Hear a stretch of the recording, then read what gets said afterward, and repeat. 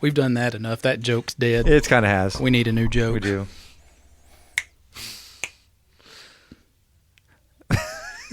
Hello. Welcome to Saint and the Singer. I'm the Saint. And I'm the singer. It just feels wrong not to do it. And we're here to pump you up. Spiritually. I don't know why that just felt empty without that. Hans and Franz. Yeah. I'm Hans. I'm Franz. And we're here to pump you up spiritually. We're so stupid. Yes, we are. And that's okay. That's why nobody loves us. I love you. Except for our mamas. Yeah. They might be joking too. They have to say that. It's a good blues song. Ain't nobody love me but my mama. She might be jiving too. You never heard that one? No. That's a good one. That was good, yeah. Anyway, what are we going to talk about today? In this episode, we talk about... We're going to talk about the difference between witnessing and discipling. Oh, okay. What is the difference between witnessing and discipling? Oh, I was hoping you were going to answer. Oh. No, I'll get it. Okay, let's see. Okay, let's define witnessing first. Let's do that. Let's define both the terms. Well, we're going to talk about the court definition or like the church definition. Yes.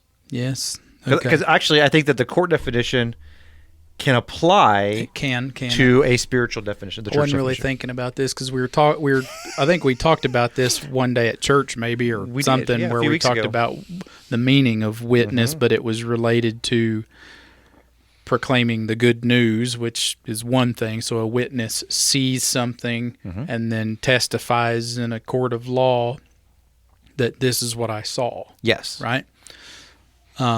Today, in the modern day church, witnessing can mean something like that. So we can talk about, what have I seen in my life that God has done? But it can also mean something a little less defined, maybe? Yeah. Would you say? And it just being... I like to think of witnessing in one respect of being Jesus to other people. Okay. Like being not a substitute, that's the wrong word, but being a shadow or a representative of Jesus, the Imago Dei. I do say I want to be Jesus to this person. That doesn't mean I want to actually be Jesus, but it means you don't want to die on a cross. I don't want to die on a cross, and I don't want to be whipped, and I don't, all that good stuff. But I want for a person to have left an encounter with me thinking that guy knows Jesus. Sure. And for all of those who have met me and left not thinking that, I'm sorry, because that's probably most of you. But that is the goal, right? It's a pretty short Jesus. It is, yeah. Well, the average Middle Eastern person during that time period was, 5'3", so I'm practically a giant compared to that at 5'6", 5'7". So I don't want to hear any short jokes. Okay. Thank you very much. You're welcome. Yeah, I think it's a good definition of a witness. So witness is both a verb and a noun. Mm-hmm. The noun is the subject, that's witnessing or testifying to what they have seen. God, I know. I'm sorry. I like I'm a hand. I know. Just do it on your leg. I'm Italian. The people don't want to hear click, boom, boom, boom, boom, boom, and that. Or do you? No, they don't. Comment and let us know if you want us to do more of that because you are crazy. Like a Foley stage? Because you're losing your mind. Okay. So the noun is the fact that you're testifying to what Christ has done. Right. The verb is that you are sharing both in action and in word the gospel. Right. Okay. So then, what is discipleship then? Discipleship to me I look at these two, they're not the same, right? But I look at these two in a similar way that we would look at justification and sanctification. Okay. Right? So I would say the witnessing part might be equivalent to your justification. So it's a conversation or a thing, some interaction that points someone to Jesus in the immediate term. Whereas discipling is, to me, I mean, it's a lifelong endeavor of becoming more like Christ. So witnessing in the verb form would be to take someone who knows very little about Christ and introduce them to Christ. To disciple someone is over a long period of time to become and to help someone else become more like Christ. Is that? Yeah, I would say did that that make any sense? Discipleship is I like the idea of discipleship as a sanctification, as that long-term process. Right. I'm going to put it in a simple agrarian kind of term. Okay. Oh, So what happens is witnessing is planting the seed. Discipleship is watering it, weeding it, making sure that fertilizing it, all of that stuff that does till it bears the fruit at the end. It's pruning it and all of that. And so I think that's, a good way of looking at it. So there's a need in the church for both. And I think that sometimes churches get heavy on one or the other. You have churches that are all about evangelism and bringing in the new, but they kind of drop the ball on the discipleship once they get in. Yeah. And then you have some that are all about, circling their wagons and being, all about strengthening up themselves, but they don't really let anybody else in, and they've kind of lost that idea of or they don't foster an environment that's welcoming, right? Because, I mean... Not intentionally, at least. I can see there'd be certain Sundays when you might show up here as a person who doesn't know anything about what we're doing and get overwhelmed listening to this guy preach about some deep theological thing, right? Which I think is wonderful, right? I mean, I think that we need to have a balance of being welcoming but also being challenging. I mean, at some point we need to be challenged in our growth, or else we're just we were talking about this somewhat in Sunday school tonight. What was the term I used, and I kind of liked it. It just came to me. It's like we're all spiritually sucking our thumbs. So we're stuck in this rut of spiritual toddler, basically, and we don't grow anymore because we're not being discipled. And that is my fear, is that you can either do that, so you can come in, you can be very welcoming, you can, the term used to be seeker sensitive or seeker friendly, and talk on a very surface level about who Jesus is and what he's done for you, which is not any less beautiful than anything else, right? But if you're not challenged to grow past that, I don't think you ever become more like Jesus. You just admire Jesus. I don't know. That's an incomplete thought. No, but I think you have a healthy respect for Jesus, but you don't want Jesus to transform you. Right. Well, there was a book called Not a Fan that kind of spoke to that, where if you think about, like, you're a fan of a football team or a baseball team or a basketball team, and you're rah, rah, rah, rah, rah, but what you really need to be is a disciple or a member of the team. You need to be on the field, right? Yeah. And so there's a difference there between those two philosophies. And quite frankly, if you come here and we spend 6 weeks on substitutionary atonement, you're probably going to get bored or overwhelmed listening to that all the time. If we spend 6 weeks on that, please kick me in the rear. Perfectly painfully. Or if we spend 8 weeks, talking about the different ideas on the end times and eschatology and the rapture and, premillennialism, postmillennium, pre-trib, blah, blah, blah. If we spend all of our time talking about deep theological matters that probably, I would argue, don't have a lot to do with your salvation, then a new person with no roots in their faith is going to run as fast as they can out the door and never come back. There has to be a balance needs to be had there. And I think that we have to. I think it's hard to walk that line, but I think it's an important distinction that we do walk that line. Yes, we want to. I guess I think that church on Sunday mornings isn't so much for the secret, not in the sense of what is the service about. What is the purpose? The purpose of it. I think the purpose of this church service isn't just to get more butts in the seats.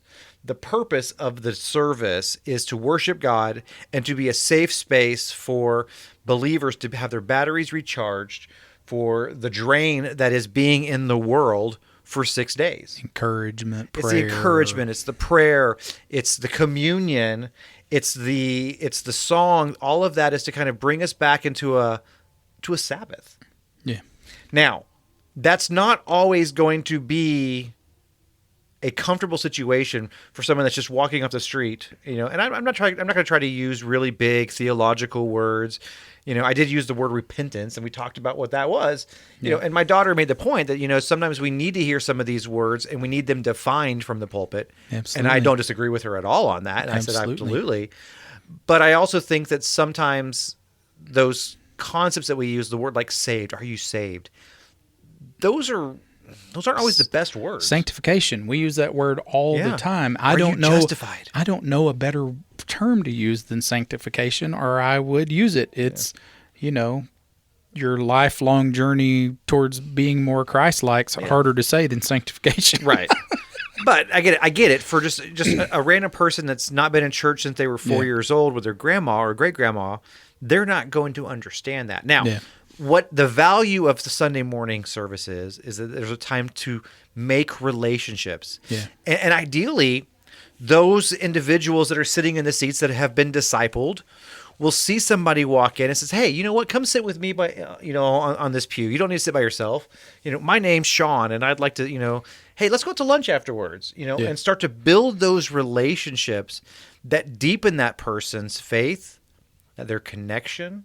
Yeah. I loved it. Our Bible study tonight, we talked about this, and this really resonated with me, that how Jesus made disciples. His relationship started out as casual, then they became meaningful, and then they led into spiritual. Right.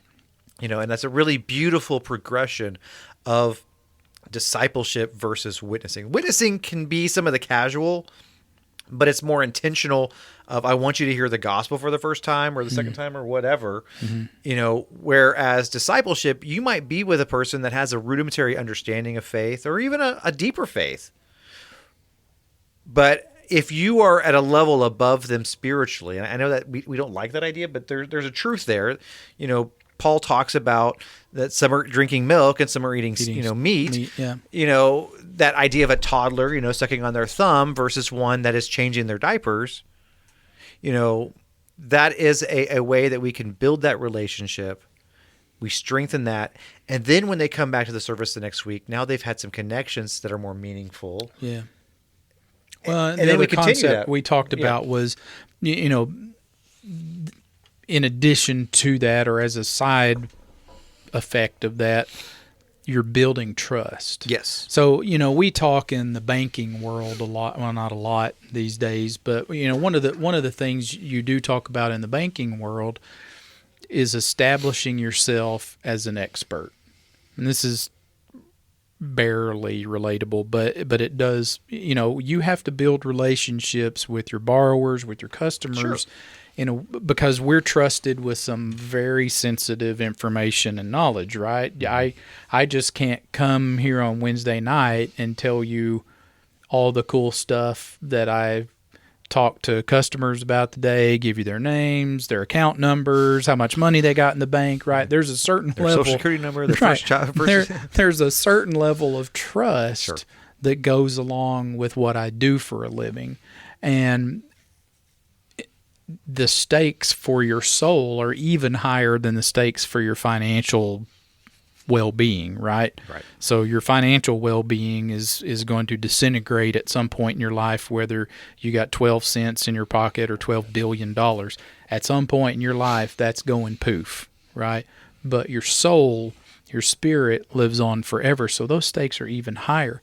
So during that going from casual to meaningful to spiritual, that same progression goes right parallel with the amount of trust you're building. Mm-hmm. I just don't know that you can start off with a conversation with a complete stranger and start in on the spiritual. There's some people for whom you can do that, but I think the majority of people are going to need to know that they can trust you before we really start talking about deep dark stuff, not deep dark stuff, but just deep stuff and some deep dark stuff, but not only deep dark stuff. Yeah. Like these things of the soul and of the spirit and of eternity, that you're not just going to trust the first person that walks up to you and starts that conversation. Mm-mm.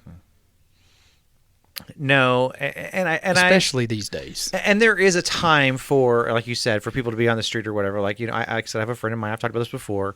He goes to the bars afterwards and he talks to people, and he could do that. He starts a conversation, but he doesn't necessarily just jump into, do you know Jesus? You know, if you don't turn, you're going to burn kind of situation. He doesn't really talk like that, and that's good. But he has a way of engaging that brings them into the deeper conversations, which is very skillful. Right. So he's got a skill. He's got a call. He's got a spiritual gift. Yes. And quite frankly, I guess the difference here is maybe witnessing has something to do with spiritual gifts. I don't think discipleship does. I think discipleship is meant for each one of us. Yeah. Either to be discipled, to grow as a disciple, and to disciple others. I think it's pretty clear in Scripture that that's every single one of our responsibility as mature Christians. You mean like Jesus saying, go and make disciples of all the nations? Yeah, that seems pretty clear. That is loosely affiliated with what I'm talking about, right? Well, in a roundabout way. Now, we're not all called to witness to everybody, right? No. Because, you know, some people aren't going to want to listen to me talk about that, but I can witness in other ways, and I can certainly disciple those around me. I think we can all witness, and I think we should all witness, but some of us are going to be better at it than others, just from true giftings. And I think we need to acknowledge that. Like we had a conversation again in group tonight where it felt like we were mixing and matching and maybe even confusing the two terms. Yes. But I think that's because of giftings and outlooks in some way. And well, and I think because for so long, fear. I think for so long we've been so focused on getting more people into the seats as Western culture. Right. You know, John Chris says if your church has, you know, $21 million church, you know, the gospel's not big. You ain't hearing the truth. Hearing the gospel there, you know, because you want to keep those, you know, those rears in the seats. But there's a point where that's important. Yeah. But if you're not creating disciples, what ends up happening is you have a church with very shallow understanding, and then the culture can start to sweep in, and and starts to have a problem, and it takes these these shallow Christians with their shallow depth. I'm not saying they're shallow Christian, but their shallow depth of understanding, and they believe the half truths. Well, you're talking about sort of the parable of the sower and the seed, right? Yeah. And you can, whether you want to think about it or not, in your church foster a certain type of soil. Yeah. And I think that's kind of a parallel to that. As soon as hard times come on, they're going to cave, right? Because it's rocky soil. Yeah, or their roots aren't very deep. Right. Yeah. So we have to be intentional with both witnessing and discipleship. Yep. And I think that I like what you said there, that not everyone is called to witness necessarily to a degree or another, but everyone is called to discipleship. I as a pastor, definitely lean more towards the discipleship aspect. Yeah. I would much rather take 50 people to a deeper level spiritually than have a church of 500 that are shallow. Yeah. Well, I mean, on the extreme example there, you're just sending 500 people to hell. Yeah. I mean, I'm being overly dramatic here, but if you're taking 50 people deeper and they're growing in spiritual knowledge and becoming more like Christ, you are helping point them to Jesus. I mean, Jesus's work is Jesus's work, Absolutely. Right? But we have work to do on our part too. And if you do your work poorly and we're just a surface level quarter inch of soil and everything else is rock, I mean, this gets a little theologically weird for me, because I know that we don't do the work of salvation, but just go with me here for a second. I do think that pastors and especially false teachers do lead people down a path to hell whether or not we would acknowledge that, because we choose heaven or hell individually, but if we choose wrong, we still don't end up where we're supposed to be, right? Well, yeah. I mean, scriptures, Jude, the whole book of Jude is about false teachers. Right. First John talks about different antichrists. It's not just the antichrist, but these people that are giving false teaching. Right. The church was dealing with the Gnostics, and there's a whole slew of other sets of partial gospel, heresy. So yeah, I think that's absolutely accurate. So yes, we as a pastor, I have a responsibility, an eternal responsibility, right, to make sure. And I was even talking with a gentleman just a while ago, at dinner time tonight, that it's terrifying. He and I both said, yeah, it's terrifying to think, are we grieving the Holy Spirit? Are we giving the actual gospel correctly? Are we twisting the vision of who Christ truly is? Yeah, and that's a scary thing. I pray over and over that the words that I speak are from the Holy Spirit and not from Sean. Yeah. Well, we're going to go off on a weird tangent here, but I worry about these things all the time too. And I always come back to, should not be my life verse, but it seems like it is right now. I always come back to, I did not come to bring peace, but a sword. And I don't necessarily think that that's Jesus's whole purpose, and his every characteristic about him and his whole personality is a sword, right? But because he was very loving, he was very meek, he was very mild. But he came to divide the righteous from the wicked. Well, and here's the thing. And he also came to divide the religious from the disciples. From the disciples, yeah. Those that are following religion. Sometimes it's hard to tell which one of those you are, too. Yeah, it's tough. Legalism happens in the modern day church, too. Sure. And that's made a lot of people church hurt. Yeah. I'm sure it happens in my head fairly often. Yeah, I mean, not because I like it, but I mean, to me, a lot of times the words of Christ are pretty clear about things, and I tend to stick to those things that are very clear, and it can come off and can approach a form of legalism, and I have to fight that a lot. But I think the solution against that, or the shield against that kind of thing, is to have a godly discipler that is breathing and helping you go through the Word of Christ. Yeah, the Scriptures, and how does this apply to you? And holding us accountable. Are you following the Word of God? Are you having, angry thoughts towards your neighbor that would be sinful? Well, let's talk about that. Why are we doing that? Are you having, lustful thoughts for so and so? Whatever. Yeah. Part of that discipleship is accountability. It's also making sure that you're recognizing where you need to be transformed. That was refined. You kind of walked into the next question I was going to ask, was how do we disciple? You kind of walked into that a little bit. Well, I think that's a big part of it. I think part of discipling is to be intentional with your time and your relationship. So it's not just you can't just expect a disciple on a Sunday morning or a Sunday night or a Wednesday night in a small group or at church. Okay, so to truly disciple, it's a lunch at on a Tuesday. It might be a coffee, time, or it might be going fishing or whatever. Phone call, even a phone call, even a text.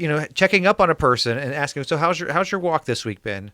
Okay, let's kind of gauge their spiritual temperature, so to speak, and then it's also helping them to understand. One of our dearest gentlemen in our church, Mr. Don. We love Don.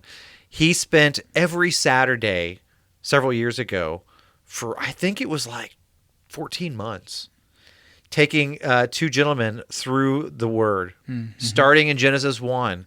Yeah. And they talked through what these passages meant. I'm like, that is disciple. That's intense discipleship right there. Yes, it is. And so that's one example. But he was willing to give up his free time to engage and to be a discipler of that. Paul discipled Timothy. Jesus discipled, the 12 and Mary Magdalene, and, we can list off all these others that he actually ended up discipling also. We have 12 that we call disciples, but he actually discipled many more than that. Oh, yeah. Because he was willing to have the difficult conversations, but he started out casual. Then it became meaningful. It became spiritual. I think one of the beautiful examples is the woman at the well. Hey, how you doing? Who are you talking to? Well, you. Why is a Jew talking to me, a Samaritan woman? Where's your husband? Yeah. Meaningful. So he goes from casual, hi. Mm-hmm. Where's your husband? Well, I don't have a husband. Yeah, I know you don't. I know you don't, because you've been married 5 times, and the person you're living with now, you aren't married to. Now he's getting into the spiritual. Mm-hmm. You will be worshiping outside the temple, and this is this and this and this. And I'm the Messiah. Yeah. Essentially. But she recognized, well, you're a teacher, so let me ask you a tough question.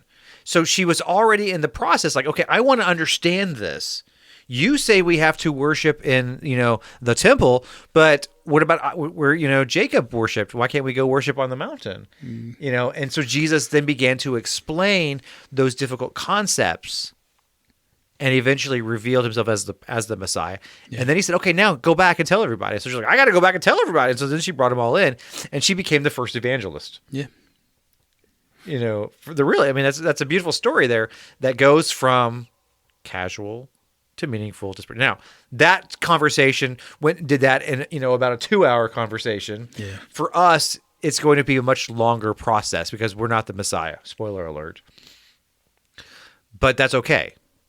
So it may be a 3 or 4 month process, but we can do that as you said. We got to build that trust. Build the trust, I don't know if that's more important now than it was back then. I mean, for the Messiah, I don't really know what was going through his head, but for us today, I would assume there were some similarities, and I also feel like maybe we're a little more distrustful of spirituality in some respects these days because of people with church hurt or, false teachings, sex scandals. I mean, you want to name it, but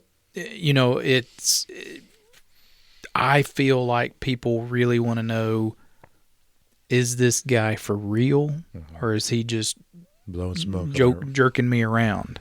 You can't just tell people about Jesus. You have to model Jesus, I think, to be truly discipling somebody, and that's a tough order because none of us is anywhere close to Jesus.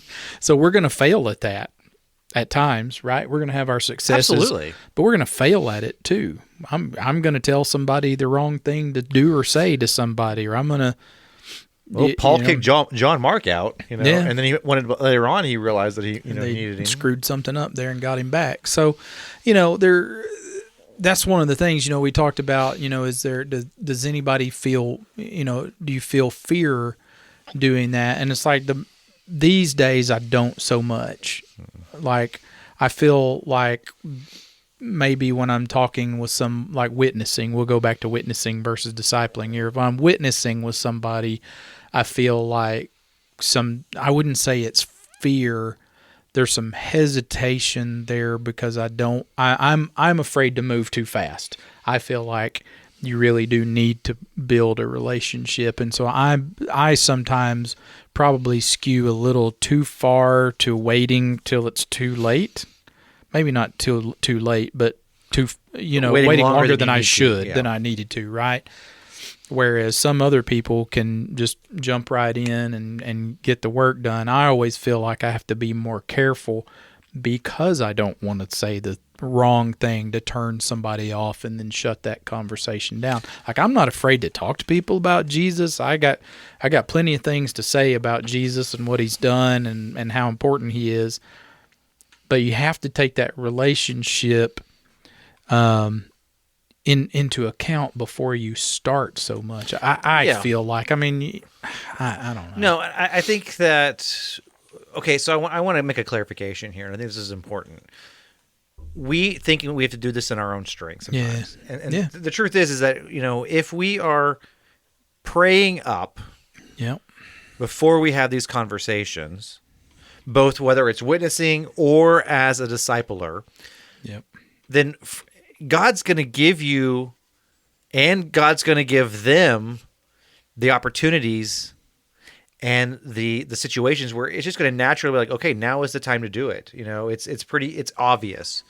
So I feel like maybe the hesitation that you think is happening is not necessarily. If you're praying about it, then God's waiting until it's the right time for the other person. Yeah, maybe. So I believe that because we aren't doing this unequipped.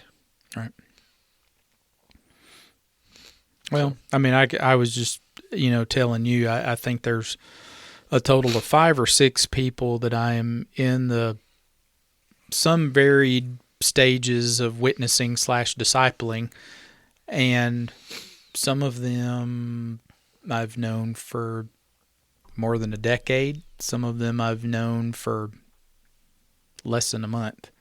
And it's interesting to me to take a step back from those relationships and look at them from the outside. It's like, what's the difference between the person you've known for less than a month and the one you've known for more than a decade? And why did you take the tact that you took between these two? And some of it may just be spiritual maturity and less fear and less hesitancy now in my older age than I was 10 years ago or whatever. So TikTok. I haven't, yeah, maybe I haven't really spent enough time thinking about that, but well, and I think that each person has different touch points.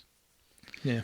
And so there's going to be different moments, different conversations that are going to have an impact for Johnny that's not going to affect Susie the same way. And that's okay. Yeah. Because everyone is different. I mean, we all have a general similarity, but we all have different histories and like that. So that's going to make things different. So that's okay. Well, and to be honest with you, sometimes you think somebody's in a good place or good where they are, and then you find out somewhere down the line they're not. And that can also be the case. Absolutely. Too. You make assumptions, right? Right. From time to time, and then you realize, oh, maybe I misread this whole Sure. thing. Yeah. Right. So, yeah. Witness versus discipleship. Witness versus discipleship. Okay. We need them both. We do need them both. I would like to witness some discipleship so I can learn how to do it better. Well, look at Jesus. Yeah, that's true. So I've been on, I swore I would never do it, but I got on TikTok a couple of months ago. Well, it was when we were talking about maybe doing something with the podcast, and then kind of decided not to do it. So I've just been sitting there with the TikTok for a couple of months now, and this is how I work, okay? When I'm intentional. So I've had this stupid thing for 2 months, and I have made no posts on it until this weekend because I wanted to take these last 2 months to decide exactly how I was going to use TikTok. Okay. Because I know how I use Facebook. Sure. A lot of that is what I might call self-promotional or, just kind of playing and fun other than the church's Facebook page. Right. I take that very seriously. I know what I do with YouTube, Okay. which is also a mixture of both of those things. But I wanted to do something different with TikTok. So after 2 months of thinking about this, I have decided that what I'm going to do with my TikTok is use that to encourage new believers in the Word. I like that. So I finally made a post on TikTok this weekend, just kind of introducing myself and saying, hey, this is what I plan to do The Furious here. G. Furious G. This is what I plan to do. This is going to be for the building up of the new believer, whether you're 12 years old or 80 years old. I like that. And so I've been kind of working up some thoughts about, okay, so, I just accepted Jesus. Now what?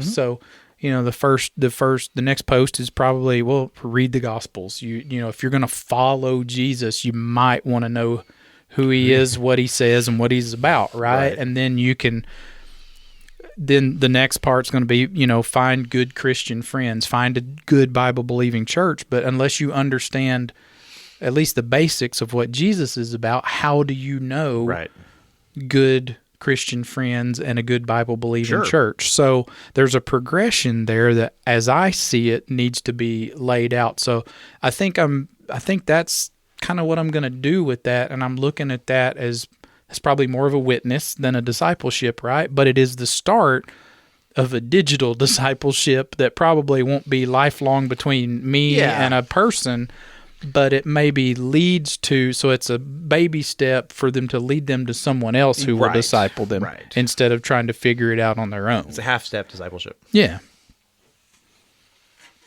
So that's why it takes me so long to make decisions about stuff. It's just because I sit and stew about, what am I going to do with this? How do I do this? How do I approach this? How do I make this something different for me? So your daughter says that we need to put some of our podcast stuff on TikTok. We probably do, and we probably need a church TikTok, and we probably but I just don't. Man, I don't want to add another thing to my plate, but I will tell you this: I've gotten more views on TikTok with that one stupid introductory video than most of our podcasts if you added them all up together. So, so maybe the reach there is bigger, and maybe you need to be intentional about what you're reaching, and where you're reaching. So. Speaking of reaching, we're reaching the end of our ones and zeros here pretty quick. Do you have anything else to say on discipleship? And if you don't have someone discipling you, and you're call 417. What's your number again? No, well, you can call the church. If you are, depending on where you're at in your relationship with Christ and your maturity, you either should be discipling or being discipled. So I think you need to take some careful consideration of, if I don't have a disciple or I'm not being discipled, who should I go to make that, to meet that need? Because we are all called to be making disciples for Christ, whether that's making ourselves a better disciple or or discipling someone else. That was a lot of words to get that out. It was. Now, I don't want to start this, but I feel like I got to ask this so then we can think about it and talk about it offline. Is this a salvation issue? I don't think it's a salvation issue. I think it's a sanctification issue. It's not a justification issue. Is there a long-term difference between that? Well, yes, because... Is there an eternal destination difference between that? I don't think there's an eternal destination difference in that. I think there is a eternal rewards difference in that. So the question is, do you want to be the stable guy in heaven, or do you want to be the guy... I'm just kidding. No, I don't. I'm sure the stable boy in heaven's got a lot better than the prince of hell. Well, absolutely. So heaven, hands down. But I don't think it is a salvation issue, but I do think it is a maturity issue, Christian maturity issue. The thief on the cross never discipled anyone. And Alistair Begg has an amazing, sermon about that. If you have the chance to hear that, how'd you get into heaven? I don't know. The guy in the middle cross told me I was coming here. So that's what it takes to get into heaven. Now, if you want to hear, "Well done, good and faithful servant." See, now here's where we're gonna branch off, because I think the only way you hear good, well done, good and faithful servant is if you're being entered into the gates of heaven. Yeah. I don't think it's a or. I don't think it's a either or. I think that's the only way. Well, that is it. But I think that I don't know. I think that there will be. Again, we haven't talked about this. I don't even know what I think about it. I have a question. I think there will be some levels of distinction even in heaven, because God is a God of order. So I think there's some indication. There's some indication that there will stratification, be stratification, so to speak. Yeah, and again, of reward, not of people, not but of reward. Yeah, this is everyone that is a believer will enter, but not everyone will have the same room. Everyone's getting a room. Again, I'd just be glad to get a room. I'm not even sure I care. But some people are bringing in an ox cart of crowns to lean at Jesus' feet, and some people's bringing a Burger King crown. Hey, whatever it takes, I man. know. So, I mean, I just say, if I'm going to be there, I want to be there giving, the ox cart of, platinum crowns, not the Burger King crown. That's something I'm gonna have to think about. Yeah. I don't throw that at me. and the next question is, maybe it doesn't affect my salvation as the discipler, but does it the disciplee? Yes. See that I think is a big difference. That's something else to think about. Like if the person doesn't have a true understanding of who Jesus is, and they go their whole life thinking, that Jesus is just a really good guy, the buddy Jesus, or whatever, then there's a question like, did you really know Jesus? And when Jesus says, well, I didn't know you, but I said your name over and over. Yeah, but right. I mean, I guess that's kind of what I'm getting at. I think that's a different situation. So that in that situation, I would say that it is a salvation issue, because it could potentially be somebody else's salvation issue. But if a person decides not to have a disciple under them, right, that they're not going to get, the gates of heaven are going to be slammed in their face. I don't believe that. Right. So there's two distinctions there. So yes, I guess and this is one of those what ifs that, you probably never know till you get this side to the other side of heaven. Sure. But like, does the fact that you're not discipling someone send someone to hell potentially that you could have? See, here we go. This sounds like works. I know it's getting dangerously close to works. Yeah. But if I don't say it to someone and no one else does, so I think here's what happens. First off, it's not all on your shoulders. Correct. So if you don't do it, God will send somebody else to do it. You just miss out on the blessings. Earthly what if I'm the one He sends and I just ignore the call? You still miss out on that's sin. Right. That's what I'm saying. That's sin. So if I ignore that call, have I affected that person's salvation? I don't. This is all weird stuff to think about. I'm getting too weird about it. I think you're affecting your sanctification. But I think it's worth thinking about. Yeah. Like that's why we take this stuff seriously, right? Because the stakes are so high, either for me or for a person that I'm attempting to disciple. Yep. And I said we were running out of ones and zeros a few minutes ago. We really are now. So thank you. This episode has been brought to you by no one and no thing, by Jesus. Dang. Yeah, I fumbled that one, didn't I? Yeah, you did. Dang. Anyway, this has been the Saint and the Singer, and we suck. I'm the Saint. I'm the Singer. Have a good week, y'all. Bye. See you next time. My name is Sean Courtney. I'm the pastor at Connection Point Church, and I would like to offer you a big welcome to come join us on Sunday mornings for Sunday school at 9 o'clock. We have adult Sunday schools. We have children and youth Sunday school classes available. Then following that, we have worship where we will sing praises, pray for one another, and listen to Bible study. Encourage you, that starts at 10:15. We are at 700 Sycamore Street in Monette, Missouri. Also on Wednesday nights, we have more small groups following a meal that starts at 5:30. We have men's group, women's group, single moms, children, and youth. Encourage you guys to come and join us. We believe it's very important to be actively involved in the body of Christ, because here, you're family.